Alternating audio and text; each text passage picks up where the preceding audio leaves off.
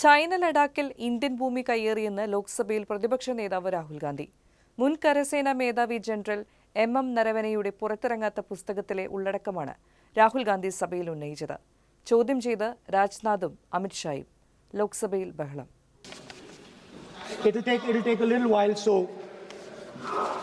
this is about when 4 Chinese tanks were entering Indian territory. They were taking a ridge in Doklam, and the army chief writes, and I quote from an article that is quoting his book. The tanks were within a few hundred meters of Indian positions on the Kailash range. No, sir. No, only started. No, he is not yielding. He is not yielding. Sir, this is not. He is not yielding. He is not yielding. He is on the foot. ലോക്സഭയിൽ രാഷ്ട്രപതിയുടെ പ്രസംഗത്തിനുള്ള നന്ദിപ്രമേയ ചർച്ചയിലായിരുന്നു രാഹുലിന്റെ പരാമർശങ്ങൾ. പ്രധാനമന്ത്രി നരേന്ദ്രമോദിയും സഭയിലുണ്ടായിരുന്നു.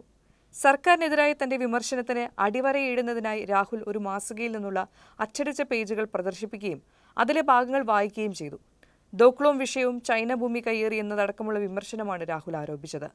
ഇതോടെയാണ് ഭരണപക്ഷത്തു നിന്ന് എതിർപ്പുകൾ ഉയർന്നത്. പ്രതിരോധ മന്ത്രി രാജ്നാഥ് സിംഗ് ഇടപെട്ടു. രാഹുൽ സഭയിൽ കാണിക്കുന്ന ഓർമ്മക്കുറിപ്പ് പ്രസിദ്ധീകരിച്ചിട്ടുണ്ടോ എന്ന ചോദ്യമാണ് രാജ്നാഥ് ഉയർത്തിയത്. ഇത് സഭാചട്ടങ്ങൾക്ക് വിരുദ്ധമാണെന്നും അദ്ദേഹം പറഞ്ഞു. രാജ്നാഥ് സിംഗിനെ പിന്തുണച്ച അമിത്ഷായും രംഗത്തെത്തി.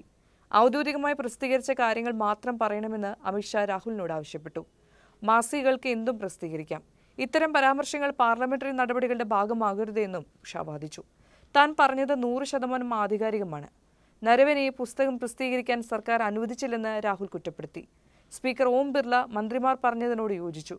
ചട്ടങ്ങളും കീഴ്വഴക്കങ്ങളും അനുസരിച്ച് പത്രക്കട്ടിങ്ങുകൾ, പുസ്തകങ്ങൾ, മറ്റ് അംഗീകാരമില്ലാത്ത കാര്യങ്ങൾ എന്നിവ സഭയിൽ ഉദ്ധരിക്കാൻ കഴിയില്ല.